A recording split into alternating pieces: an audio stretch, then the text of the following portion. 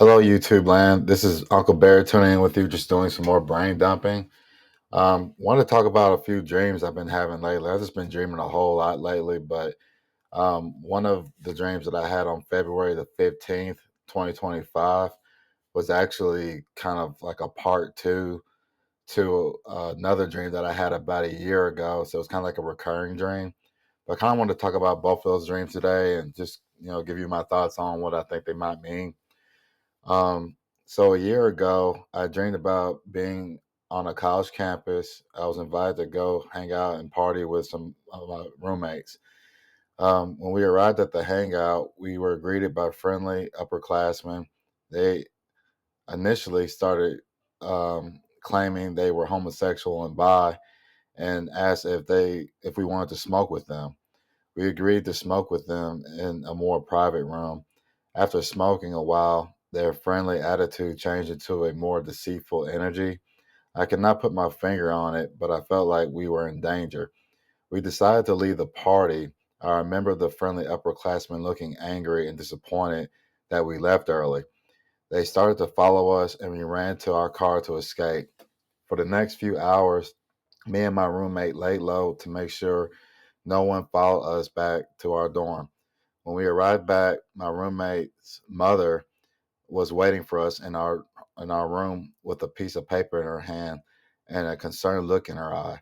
The paper said we had gone missing and was pronounced dead. And so the next dream I had was like a part two, happened more recently on February the 15th, 2025, around 4 a.m. And it said, I dreamed about being back at the party with my roommate and the friendly upperclassmen. It was like deja vu, only this time I rejected smoking with them because of the outcome before. My roommate decided to stay with them, and I did not see him again. I went back to the dorm room where I caught my roommate's younger sister saving a nude picture of herself to the computer. I left out of embarrassment. When I came back to the room, I saw my roommate's mother talking with her daughter about the new picture. Her daughter accidentally emailed the picture to her mom instead of her boyfriend. Again, her mother was concerned and instructed the daughter to call her at certain times of the day. She told her daughter she had seen this type of behavior before and was not taking any chances, referring to my roommate. Before I left the room, I saw a book on the shelf owned by the daughter with the name Rachel Fisher on it. I wasn't sure, but I had a feeling that the book was somehow linked to the daughter's strange behavior. The book bothered me so much, I started asking everyone, including the chancellor and president of the school, about the book. The president and some friendly upperclassmen, uh, some of the friendly upperclassmen that I smoked with, told me to keep my mouth shut about the book. I stumbled into a cult, and so um, you know what was interesting to me about that dream was I felt like the book, again with the name Rachel Fisher on it. Again, I've never met this person. I never read any of her books, so I didn't really know anything about her work other than in my dream it seemed like whatever her writings was very important to the college campus, the students and the teachers and professors, and had affected my roommate's younger sister directly in a weird way. And so I did a little bit of research, trying to see if there was a Rachel Fisher out there that was an author, and I found a Rachel E. Fisher. She's the author of Eden's Root, Seeds of War, and Emergence. Eden's Root was apparently published in 2011, Seeds of War 2012, and Emergence 2013. She has other books that she's done, but I feel like these three kind of popped up to me. Um, when I did a little bit more research, as far as like reviews, because again, I never read any of her books. Her books can be described as uh, apolit- uh, apocalyptic, which that's describing apocalyptic, which is describing or prophesizing the complete destruction of the world, resembling the end of the world, momentous and catastrophic, of or resembling the biblical apocalypse, and dystopian. That's another way of describing her readings. Dystopian relating to or denoting or imagined state or solely where there's a great suffering or injustice. And so I thought that was interesting. So I've run into another lady that was giving like a review on some of her books, and she basically described the books as, if you like the Hunger Games, that you would like her readings. And so, I had to go back and kind of look at the Hunger Games again because I haven't seen it in a while. I've only watched the first one, and so, but she said the lady that was giving a review on the book said that if you like the Hunger Games or kind of like adventure romance, you'll like this kind of book.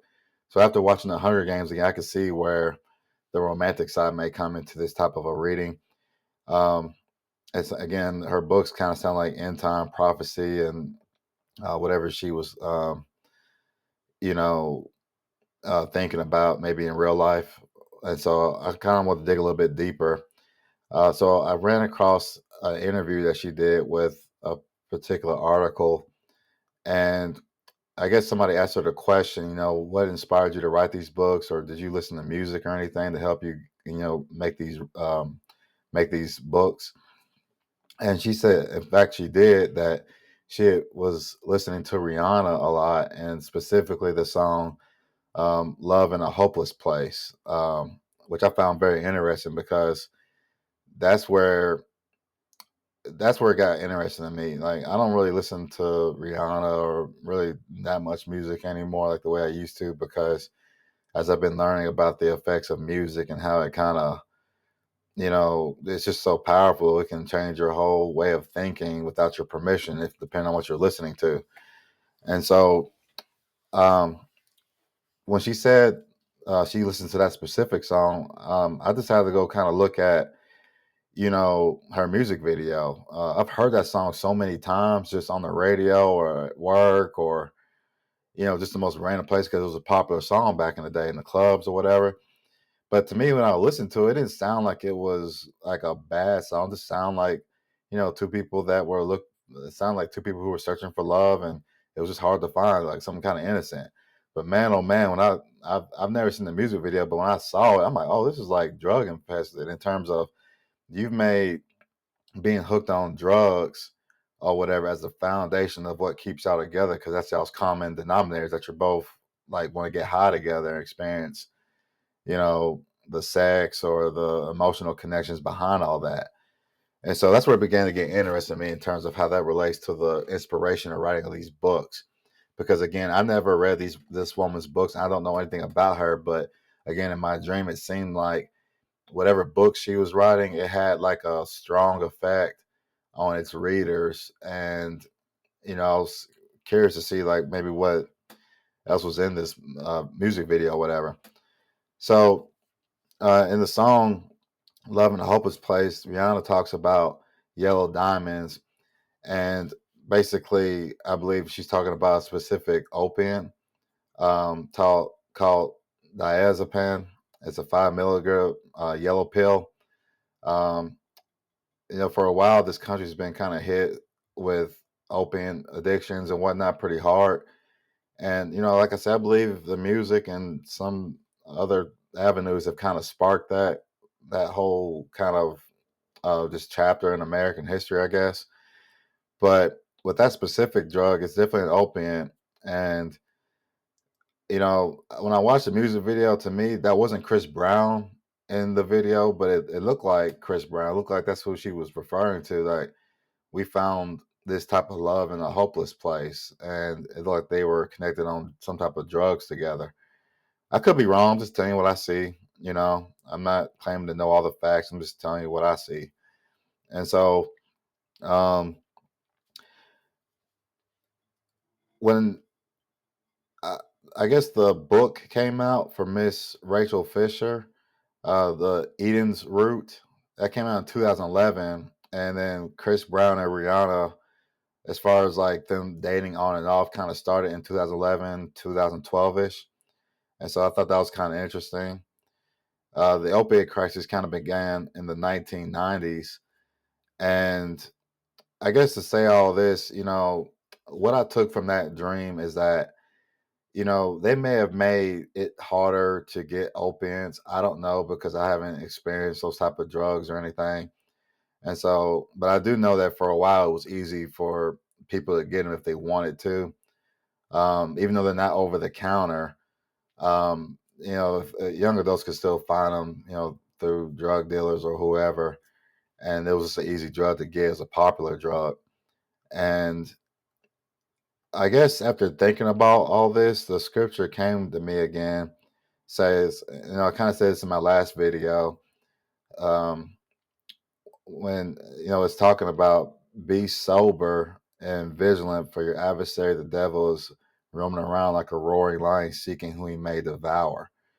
And so, I guess my thoughts about the drug and maybe the writing was, just because they made it harder to get the drug physically.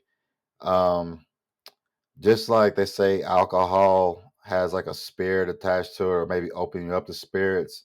Same thing happens with drugs. When you smoke or do any type of pills or anything, acid, LSD, doesn't matter. It just opens you up to a different demonic world, and it may seem fun. I mean, I've tried a couple of LSD sometime, and I wouldn't recommend doing it again, only because you know, like I said, it opens up doors that you probably don't want to open. And so, but yeah, the scripture comes to me. It says, "Be sober and vigilant, for your adversary, the devil, is roaming around like a roaring lion, seeking who he may devour." And I took that seriously, and as a warning that you know, Game of Thrones was very popular. The Hunger Games were very popular. Harry Potter, like, and so they come out with these different videos that kind of get you to want to like try certain drugs. I feel like, because if you've done drugs and then looked at some of these videos, you know that they have like a different effect as far as like watching it normally. And so when I'm looking at my dream where it's like the college campus, I just see the youth being overtaken by this thing, and it's just been sweeping kind of the country, kind of a thing. Um, But yeah, again, I'm not trying to bash this writer because I don't know anything about her. I haven't read any of her books, but I don't think God would have shown me all of that just to be like, oh yeah, this is like a great thing. Um, Again, I don't know what her roots are, what she believes in, but if she was inspired by Rihanna and this song, it doesn't seem like it was inspired by Yah or God. It seemed like something else could have been an inspiration for it. It doesn't sound good. And so Satan, um, if he can't get you one way, he'll try to get you another way. So just because you might not listen to certain songs or like for example, if you don't listen to Rihanna but you like her readings, that might be a door to introduce you to that spirit that's running Rihanna through the writings, if that makes sense. And so just be prayerful and ask God, like, are there things in my life that I'm reading or listening to that's opening up doors to things that I probably don't want to be a part of if I actually knew the truth about it? Because, this world's crazy. Like, there's always kind of traps and spiritual traps that Satan tries to put you in to keep you in a addictive mindset and to where you can't really be useful. But y'all take care. God bless y'all and keep your eyes on y'all and stay prayed up and just take it one day at a time. God bless.